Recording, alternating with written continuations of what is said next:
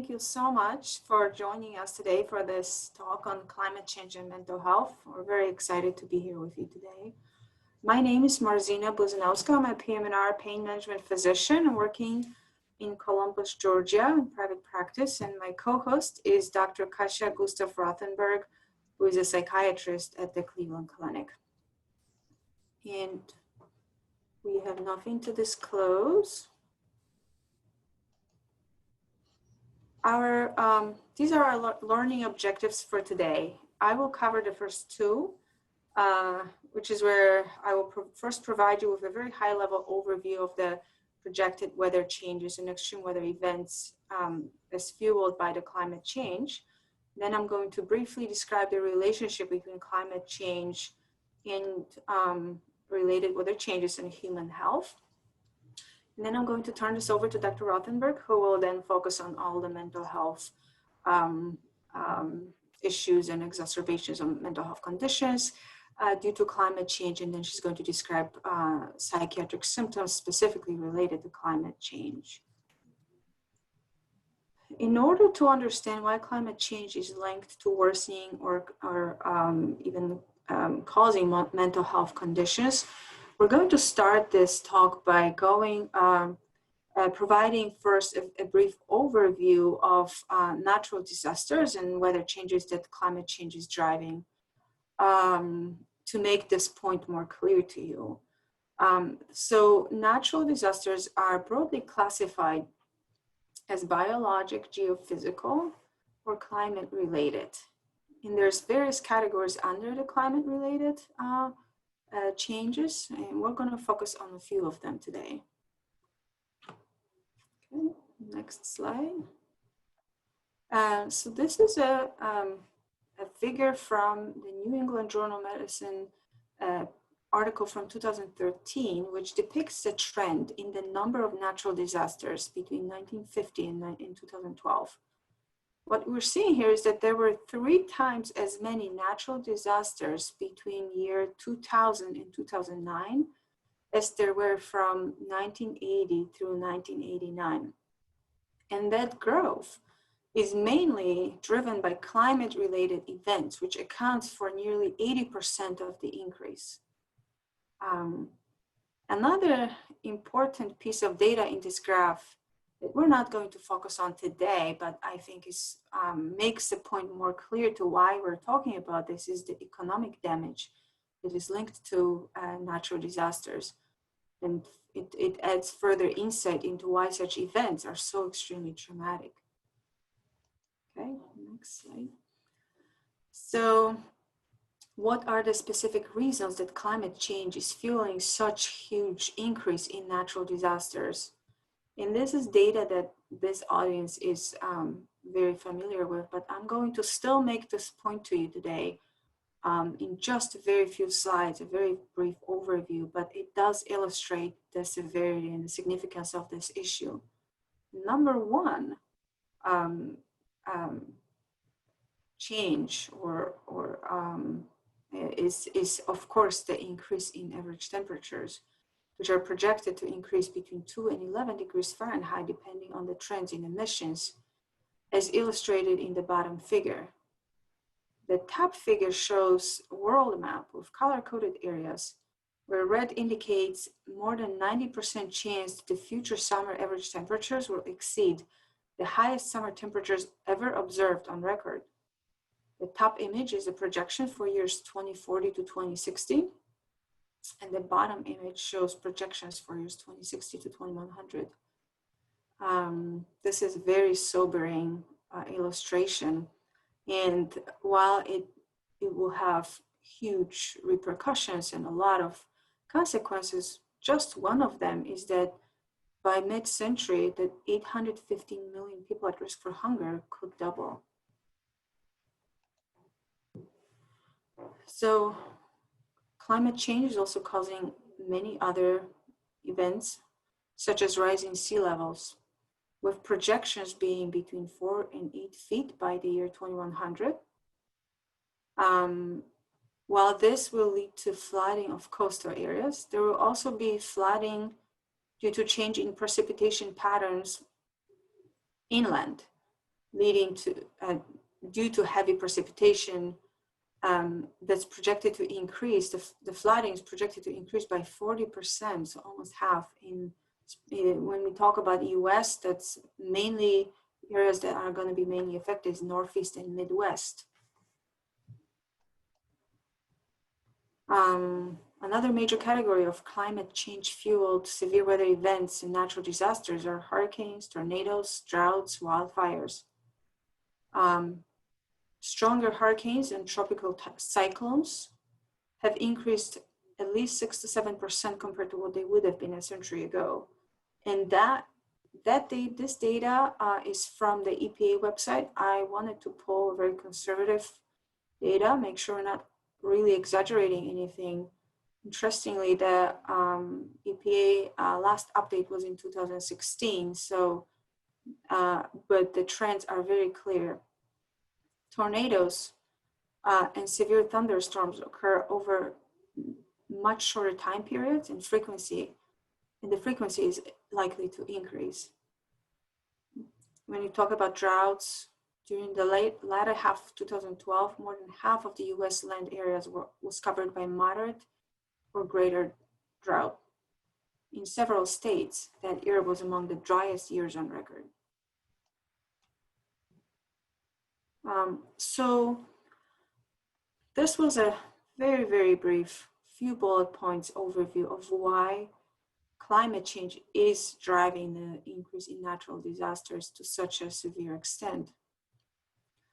This was not meant to be comprehensive or summary of the latest literature, just to show you the trends and why this is going in this direction. So in the next few slides, I'm going to explain the link between climate change and human health. If you could go back one slide, please. Natural disasters and changing climate and weather alter our living environment. This is a wonderful overview of how that overlap occurs. It changes our ecosystems, as I have very briefly went over a few minutes ago. Unfortunately, this is all for the worse, and this has direct impact on human health. This illustration is a depiction of the concept that humans are embedded in the natural environment, which then influences our health outcomes. From medical and physical health, such as change in fitness and activity level, heat-related illnesses, water and vector-borne illnesses, and allergies, just to name a few, to mental health outcomes such as stress, anxiety, depression, substance abuse, PTSD, as well as community health. And that includes things like increased interpersonal aggression, violence, social instability, decreased community cohesion, and so on. All of this is interconnected and affects human health. And this is another conceptual diagram that illustrates the exposure pathways by which climate change could affect human health. Exposure pathways exist within the context of other factors that positively or negatively influence health outcomes. And that's the gray side boxes. Key factors that influence vulnerability for individuals are shown in right box and include social determinants of health and behavioral choices. Key factors that influence vulnerability at larger scale, such as natural and built environments, governance, management, and institutions, are shown in the left box. The extent to which climate change could alter the burden of disease in any location at any point in time will depend not just on the magnitude of local climate change, but also on the individual and population vulnerability, exposure to changing wealth patterns, and capacity to manage risk, which may also be affected by climate change. And in the concept of vulnerable populations is illustrated in this image. Not everyone is affected exactly the same by all the environmental changes we described. And some populations are at much higher risk of exposure and adverse health threats, shown in this illustration. Among Here we're also looking at adaptation measures that can help address the disproportionate impacts when considering the full range of threats from climate change as well as other environmental exposures. These groups are among the most exposed, most sensitive, and have the least individual and community resources to prepare for and respond to health threats. The white text indicates the risks faced by those communities, while the dark text indicates actions that can be taken to reduce those risks. So on the top, in the top left corner, one of the vulnerable groups that are mentioned that we're going to talk about are communities of color. Some communities of color living in risk-prone areas face cumulative exposure to multiple pollutants. And this could be managed and adaptation plans could be in place that consider those communities and improve access to healthcare, help address social inequities. Bottom left group, vulnerable group mentioned is children. Children will have higher risk of heat stroke and illnesses more than adults. And adults need to lessen the risk by monitoring exertion, hydration, and other health issues, many other health issues, such as asthma, exposure to water and air pollutants, vector-borne illnesses, and so on. Older adults are also a vulnerable group, especially vulnerable to extreme events that cause power outages and require evacuation. And again, this has to be considered when making any health policy plans and city planning when elderly neighbors and checking a system could be in place where we're checking on elderly neighbors, proper evacuation, emergency communication plans are in place. Low-income communities and families are at risk of physical and mental illnesses during flooding, crowded shelter conditions, many other reasons why they are very vulnerable too. And one of the main ones is, of course, access to healthcare. Comprehensive disaster management can improve resiliency of our people with limited resources, though. So those are things to think about, just very broad concepts to think about when we're talking about climate change related impact on various communities. In summary for my part of this talk, just wanted to summarize this by saying that more frequent and more intense extreme events, including droughts, wildfires, heavy rainfall, floods, storm surges, will adversely affect population health. These extreme events will disrupt critical public health, healthcare-related systems in ways that will adversely affect health long after the event. Some populations are more vulnerable during and after the extreme event. And those threats to those populations are severe and frequently fatal. The economic and health consequences of extreme events associated with will lead to increase in mood changes, domestic violence, suicide, and many other health outcomes. With that, I'm going to turn this over to Dr. Rothenberg, who will now cover the main part of this talk. Hello, welcome everyone. Thanks a lot, both to Dr. Buzanowska and Anna for a nice introduction. Indeed, now let's focus more so on examples, on data, specifically addressing mental health symptoms and syndromes related to climate change, including those very specifically related to that. This is relatively new knowledge. Most of the data that we have so far is coming from analysis of psychiatric symptoms in the context of climate change related natural disasters. So we are talking in fact about certain type of a chain of events. Let me put everything in sequence. Let's visualize the chain of events. So many effects of a climate change, such as extreme heat and violent weather, can harm people, mental health and well-being.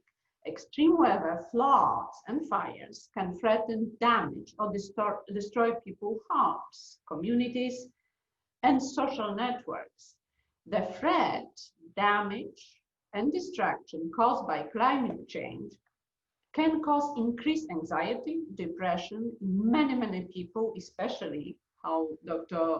Buzanowska noticed, vulnerable populations, low-income Americans, older adults, children.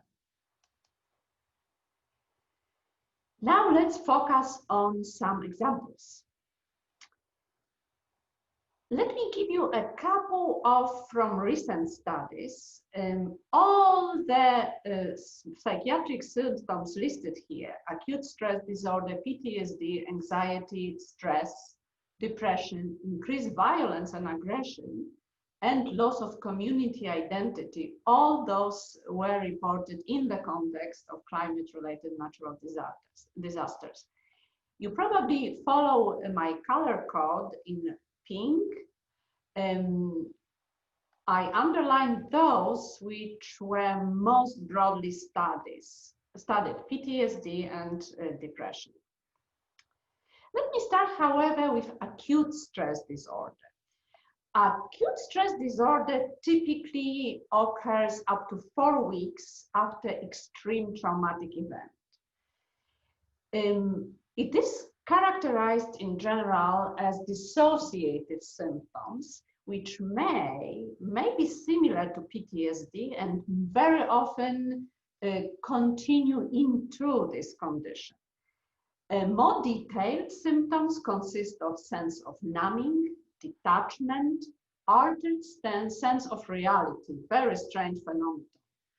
Depersonalization, this kind of out-of-a-body experience, and dissociative amnesia. In the aftermath of Hurricane Katrina, the best well-studied, the broadest studied natural disaster, researchers found that 62%, much more than half of a involved population, especially evacuees, met the criteria for a diagnosis of acute stress disorder. So quite an impact. As I mentioned many times, what starts as acute stress disorder evolves into post-traumatic stress disorder. Very frequent psychiatric outcome of exposure to climate-related disasters. It characterized by flashbacks, avoidance of stimuli associated with traumatic stressors, hypervigilance, which can lead, for example, to aggression or irritability, and quite severe sleep disturbance. And again, PTSD prevalence ranges from 30 to 40% among those directly exposed to natural disasters. In one study, Gallia and his colleagues looked into, once again, Hurricane Katrina. And in this paper, for the very first time, they reported 1/3 of exposed population suffering from PTSD. Floods were assessed as well as for impact on mental health. And Fernandez and colleagues in this review of different outcomes after flooding, in general stated that PTSD was much more common after extreme flooding in exposed population than in general population.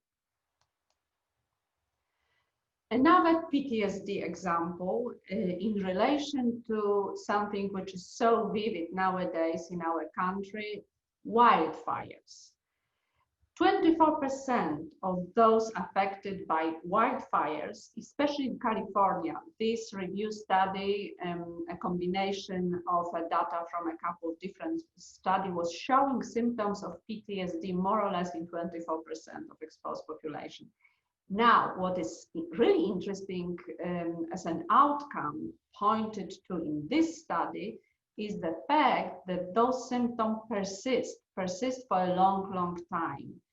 They looked into 3 months follow-up and still the same level of psychiatric symptoms. And let's go back once again to Hurricane Katrina. This particular natural disaster was studied from different perspectives, and interestingly, the group which paper I present here in this slide was able to assess people, big group of people living in New Orleans area before Katrina and twice after the exposure to disaster. So quite interesting longitudinal studies. So we have a baseline and mental health assessment after, almost immediately after disaster, and a little bit later on. So quite extensive follow-up. And results of the study were striking. They grouped what they looked into as in one big group of serious mental illnesses. So they look into depression, PTSD, acute stress disorder, etc. What stood out and up, however, was the fact that when we group everything into serious mental illnesses, the increase in those noted was more than 80%, closer to 90%. So almost everyone exposed to hurricanes suffer from some form of a noticeable serious mental condition after exposure. Now, depression was rising up to by 30%, PTSD by 30%, but what was really scary, suicidality, so the most concerning mental health symptom, was rising by more than 60%. And even more concerning fact that those symptoms tend to persist over time, even though exposure was not longer present, even though people were in a safer place. So this points not only to the impact of disaster, but as well to vulnerability of a specific populations. Obviously, the population of New Orleans, because of poverty and economic situation, was much more vulnerable than our general American population to natural disasters. Depression. Depression is the second most commonly studied mental health outcome among survivors of natural disasters. Symptoms, of course, include feeling of sadness, emptiness, loss of interest, feeling of worthlessness, inappropriate guilt. Let me underline this, inappropriate guilt, change in sleep, change in appetite, and difficulty concentrating.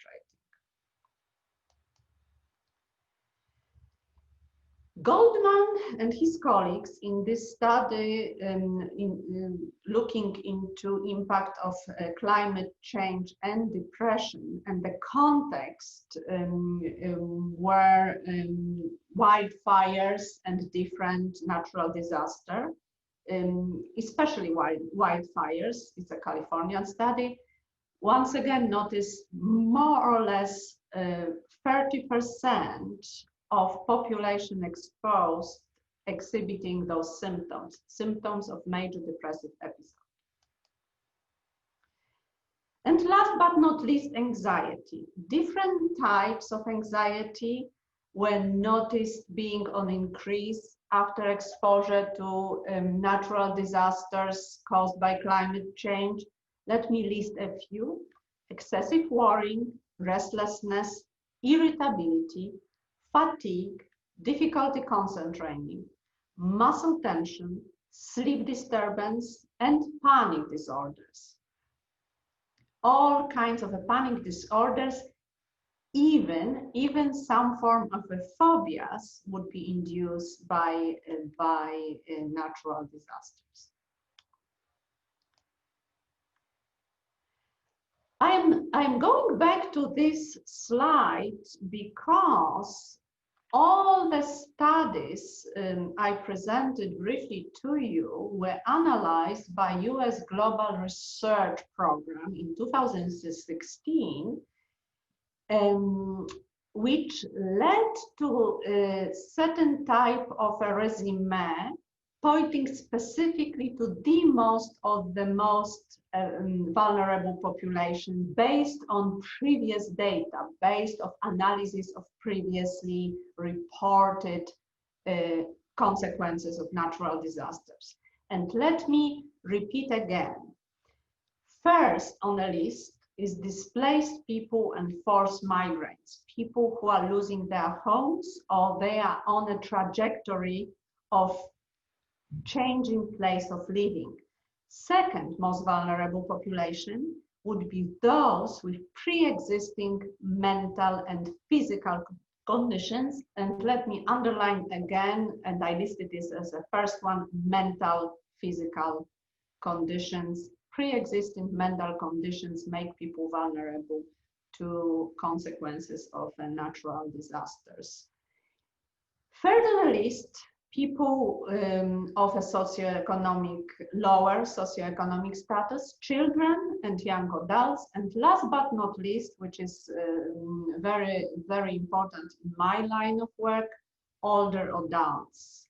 So when we combine two of those, imagine that we have a population of older people with pre-existing mental illness or children with a pre-existing mental or physical condition, the risk doubles. So far, I had been talking about commonly known psychiatric symptoms and syndromes. Obviously, we have enough data now to rely on, not only to believe, but to rely on. So it's obvious for us to state that the climate-related natural disasters induce or make them worse, increase the severity of psychiatric symptoms and syndromes. But what is even more interesting, climate change, environmental change can cause something much more specific. More or less a decade ago, Australian philosopher and scientist came up, based on his observation, with a very interesting name for very interesting syndrome. He was working, analyzing, helping people who lost their homes, their belongings, their livelihood in Australian wildfires. And he noticed different than so far reported psychoerotic distress syndrome, which consisted of hopelessness, anger, sadness, and discomfort. He named it, he used an interesting term to describe this scope of symptoms. He used the term solastalgia, and took the roots from Greek language, solasium meaning comfort, and algia, of course, pain. So solastalgia became a name for this specific psychoerotic syndrome. And solastalgia had been noticed, studied, and has become a central concept of analysis of cultural, personal, and mental health risks posed by climate change. So used more and more often noticed and studied more and more often. And another specific to climate change, interesting syndrome, which only recently had been observed. And what's interesting about this type of a syndrome, which was named in 2017 eco-anxiety, what's interesting about it is the fact that the person who is suffering or who experiences those syndrome does not necessarily need to be exposed to natural disaster. Knowing about it or analyzing the data or observing others, it's enough to cause this problem. And of course, more vulnerable people, more severe eco-anxiety. It exists even in the books of American Psychiatric Association, which described eco-anxiety, defined eco-anxiety as chronic fear of environmental doom. So we have a new syndrome, particularly related to ecological situation, ecological damage, related to climate change. What's interesting about eco-anxiety is that it's not very well studied yet, very new entity, but there's a lot of reporting that now people exposed, especially to wildfires, even though they don't participate, they are not a part of a disaster, worry about it and take it into consideration in everyday decision making. So young people in California may postpone settling down, buying a house, you know, just even thinking about being in one place for entire life, for longer period of time. They kind of try to stand back and watch what happens. And this is something which is new, and this is something which is concerning. It's concerning to the point that its awareness of those symptoms and syndrome is on a rise. It's kind of on a positive note that we started noticing those things, we started noticing how much climate influences how we think, what we do, what decision we make. I'm pointing here, I'm showing you here two initiatives from psychiatry side. There is one initiative which I really like a lot. It's called Climate and Mind. And it's not only about information and awareness, but as well about training the trainers. So preparing therapists, psychologists, psychiatrists to talk and address such as symptoms like eco-anxiety, such as symptoms as solastalgia. There's a couple of other syndromes related to climate change, which are being coined as we speak, like for example, eco-grief.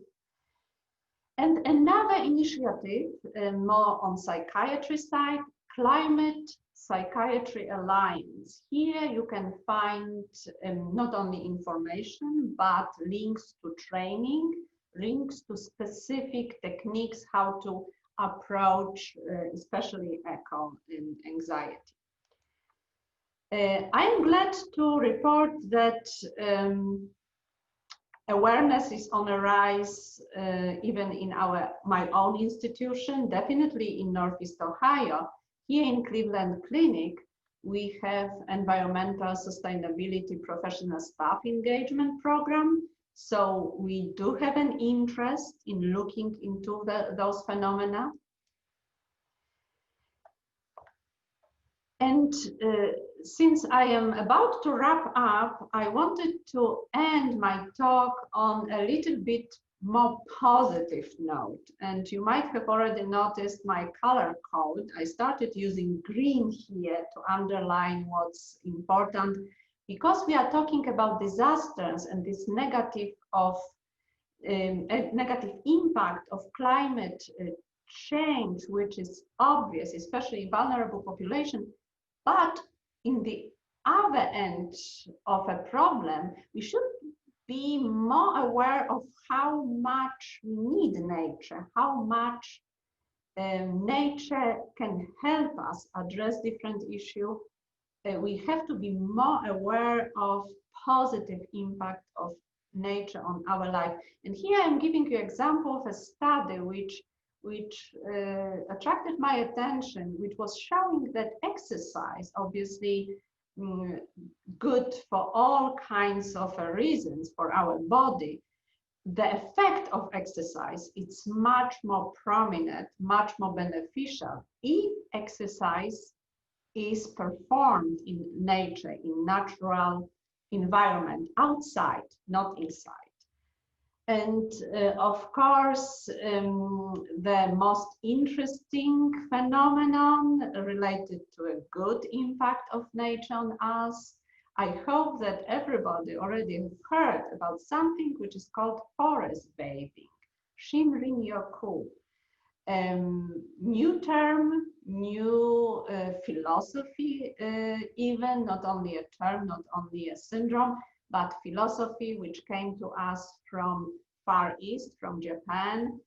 This phenomenon had been noticed only recently, so it's not that ancient, that exposure of a human being to forestry areas. So even staying for a certain period of time in a forestry areas has an extremely positive influence on a human body. And here I'm showing you a study, Chinese study, which is showing, pointing to the fact that even one-time exposure may have a positive effect of health, on health. With this thought, more on positive than negative side, I'm going to wrap up and leave you with our names, our email address, and the map from Medical Society Consortium, which is pointing to a specific risks of a climate change related disasters in different parts of US. So please be aware. I'm glad that we had this opportunity to present and to immune and intune you to climate change influence on our health, especially mental health. Thank you both so much for all the information. That was great. One of the things that I remember a study I read when you were talking about forest bathing, it looked at patients in the hospital and their view from the window, and patients who overlooked green space and trees recovered faster than those who overlooked like a hospital roof. So I think that's just that it's amazing what nature can do. Since I'm still sharing this slide, let me extend what you said. Yes, indeed. This study, which I am showing in this slide, looked into relatively healthy people, young healthy people, who went to spend some time in a forestry area, and a control group was resting, or where it was assessed after a stay in a regular spa. And they saw the difference. People who spend some time in nature among trees scored much better on all the scales, even certain parameters of oxidative stress, something our body induces to fight oxidative stress. The change was much more prominent in the group which stayed in the forest, which experienced forest bathing. That's just incredible to me. If anybody has any questions, please pop them in the chat and we can get them answered. I had a question about eco-anxiety. Has that, I know it's not an official diagnosis yet, but I've seen it more and more popping up on articles that have come across my feed in Google News about more children are coming down with eco-anxiety. Is that what you're seeing too in the literature that you're reading? Yes, once again, let me underline that it's quite recent knowledge, but yes, you know, the term already exists in psychiatric consciousness. It was mentioned by, you know, in official documents of American Academy of Psychiatry. So it's defined there. Now, it's not very well studied, so it's more reporting that we have about eco-anxiety, that indeed a study about it.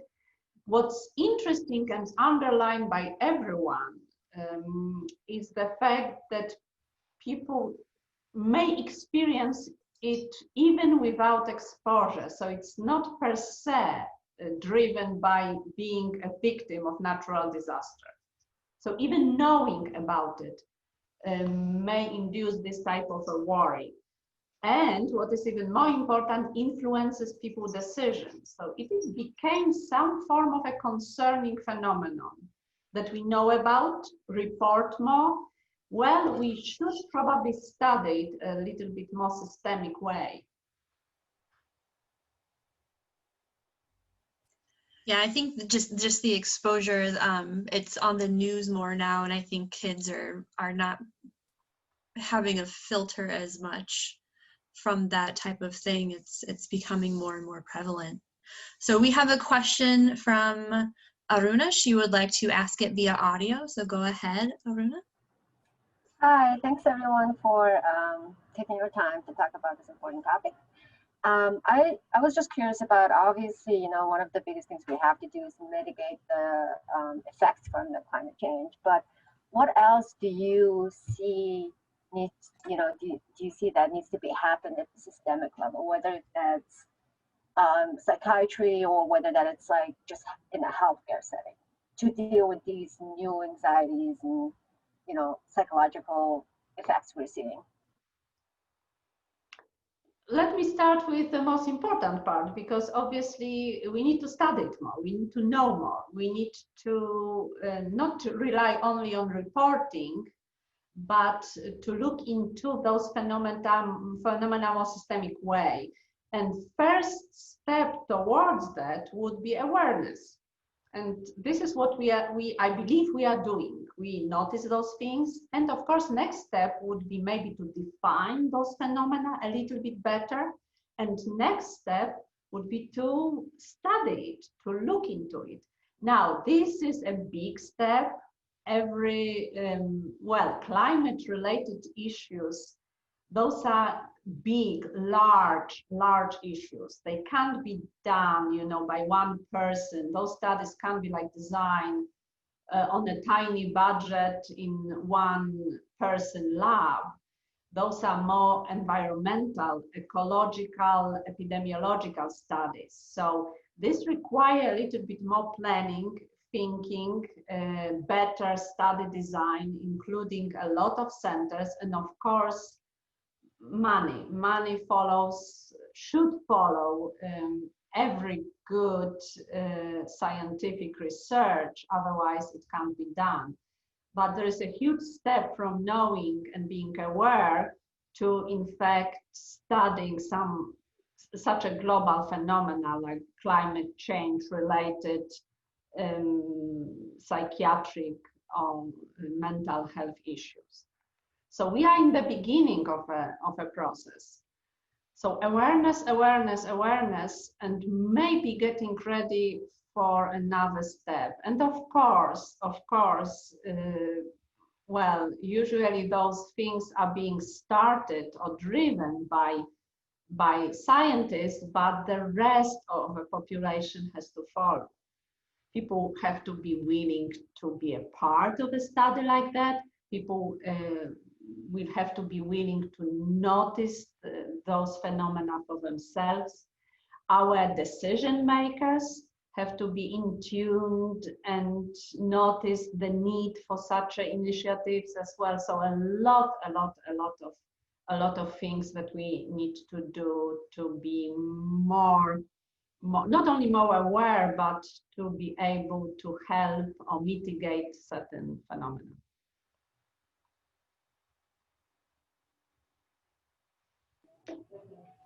You are muted again, Anna. Marcela? Yeah, we have another question from Eileen, who I believe has to get off. But she said, which of the insights have you seen to be most motivating to healthcare institutions? Which are the biggest polluters in terms of being 24/7 operations? So they use so much energy, plastic, air quality, and temperature. So which insights would you highlight to kind of make institutions more aware of? Mm-hmm. I'm going to share my perspective on this, and that is that there is currently, as far as I'm aware, no major health policy requirement for healthcare institutions to account for climate change preparations or adjustments or local policies and community projects that aim to support vulnerable populations in cases of natural disasters and so forth. Correct me if I'm wrong, Anna, you may know more about this, but from my experience, I don't see that that is driving any healthcare institutional policies or strategies. So what I have seen is that each healthcare institution is driven by their own strategic and microeconomic operational goals.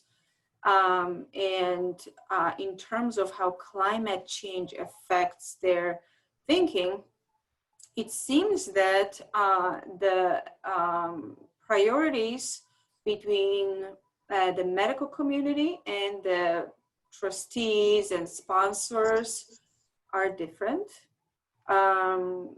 It seems that there is some disparities on which group feels are most pressing and challenging issues we should be thinking of.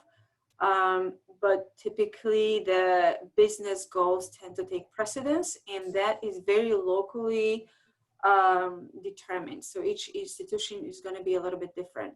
So so for example, hospital systems in Florida may feel like flooding is a actually more imminent threat, and they are doing more in preparation for it. That's their impetus for their operational strategic preparational goals.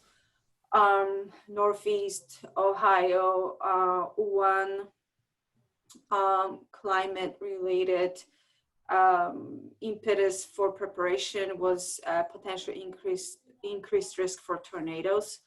The West Coast has its own challenges that I'm sure now they are very much aware of and incorporating into a lot of their future projects and adjustments for in their healthcare institutions and everyone. So, but economic drivers have not changed, and as far as I've seen, climate change preparation investment has not really taken precedence over ongoing short-term and longer and medium-term economic benefits.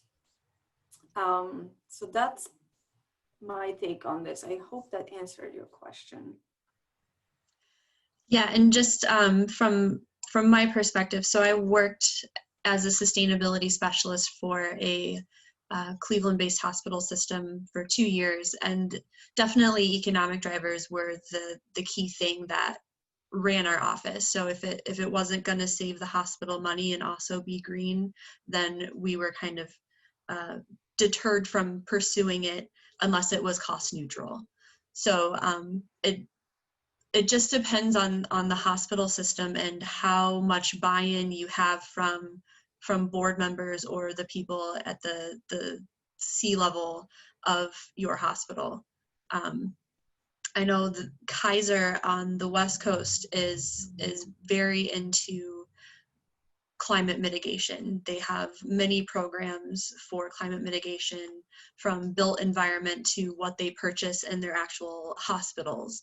So it is all up to how comfortable the health system is in pursuing talks of climate change. That's also another, it gets kind of political around that. So it's hard to answer that with what to best focus on first, but I think definitely the money aspect, and then everything else will kind of fall into place if you're looking at it from how do I get people more involved or get my hospital organization to start acting on climate. Yes, let me add one example to what you are saying, that most of the initiatives start on a personal level. Like, for example, in my institution, we approach the big problem of the climate change from waste management perspective. And of course, immediately economic factors play a role, because if something it's cheaper or less expensive or easier to implement, takes a priority. So we have to prove that something which is green would be cost effective. Yeah, The best example, a very brief example, when we were talking about getting rid or replacing styrofoam in cups, styrofoam cups with paper cups, it happened, but only when somebody proved that, you know, that paper cups would be more cost effective. Yeah, I just wanted to say that's also a similar experience I've had at OSU as well. You know, to really make changes, you have to show that, you know, it's cost effective. Not only that, even if it's cost effective in the long term, you know, most people just tend to go with the short term benefits. So, and I think that's one big factor of just, you know, pushing organizations into more thinking along this line. Other thing I wanted to add is, you know, I'm a student at OSU, so what we try to do is like try to kind of appeal at the institute's prestige, or just like, you know, that kind of aspect. So we'd be like, hey, we would be one of the very first universities doing this, or look at the other Big Ten schools are doing this, we should be doing this, you know. So that's a little bit of a strategy I think we're trying to develop, just as like how we approach conversations around sustainability in healthcare institutes. Ariana, so I anyway, think that's a fantastic point you're making, and I think what you're illustrating right now is the power of grassroots demands and movements, and that is also what we're seeing nationally and globally, what actually drives change. I guess just around that same topic, I know we're kind of late. Another thing I worry about all the time is, okay, even if we have grassroots movements and pushing for certain agendas and things, how do we keep, you know, institutes accountable? You know, it's a giant organization with so many moving pieces and people coming in and out, and how do we keep them accountable for the goals either they set or we help them to set? Right. So I think that's also a big concern of mine. One thing, of course, is education, because we, in general, if we know more, we will start paying attention to those factors. It's always a good start. And so the question is, do we do enough? Do we do enough in terms of raising awareness, education? It's hard, it's extremely hard to keep, you know, to push, to pressure the structural, or to induce structural changes, or even to put something on an agenda of a big institution. So all we are doing right now is education on a basic level. And one thing, getting back to kind of the competition and trying to, you know, keep up with other institutions, is it's actually an international organization called Healthcare Without Harm, and they have awards every year. So you submit what your hospital has done in terms of sustainability and climate mitigation, and you are put up against 700 or 800 other hospitals in the US to win these awards. So I think if your institution is looking to get into sustainability, that's a great place to start, is reaching out to Healthcare Without Harm. And then also forming collectives such as the Ohio Clinicians for Climate Action. Thank you. So thank you, Anna, for what you're doing. We definitely have a stronger voice when we are together, as opposed to an individual, which is easier to ignore. But if we're in it together, if we have a unified message, it's harder for those in power to ignore us, to your point, Ariana. And with that segue, I'm going to plug other education again. So next week we have a climate justice and health equity webinar on the 13th. And the week after, we are having a climate and health symposium we are co-hosting with the Cleveland Clinic. So if you would like to attend, please register for those. You can find them on the Ohio Clinicians for Climate Action webpage. If you'd like to learn more about Ohio Clinicians for Climate Action, there's also a sign up form, and we send out email updates on what's going on. We have a Twitter page, we have Facebook, we are getting some education up on YouTube, so we're growing our voice, and we would love to have you with us.